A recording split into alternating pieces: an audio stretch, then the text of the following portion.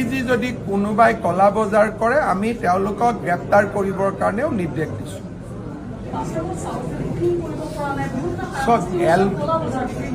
LPGৰ বুকিঙৰ কাৰণে 25 দিন সময় ভাৰত চৰকাৰে নিৰ্ধাৰণ কৰিছে। আগত 22 দিন আছিল, এতিয়া 25 দিন কৰিছে।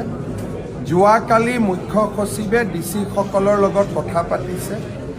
কোনোবা জাগাত যদি আগতকৈ বেছি LPG কোনোবাই ক্ৰয় কৰিছে আমি তাত ব্যৱস্থা ল'ম। যেনেকৈ আজি আমি নগাঁৱৰ ঢিঙত দেখিছোঁ যে যোৱা 10 দিনত ঢিঙত বহুত বেছি LPG ক্ৰয় কৰা হৈছে।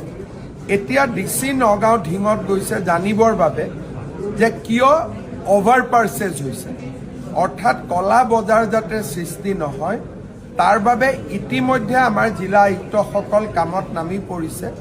আৰু যোৱাকালি চিফ ছেক্ৰেটাৰীয়ে নিজে চব ডিচিৰ লগত কথা পাতিছে আৰু ময়ো অহাকালি সকলো ডিচিৰ লগত কথা পাতিম যাতে প্ৰয়োজনীয়তকৈ কোনেও বেছিকৈ LPG কলা বজাৰৰ কাৰণে নিকিনে।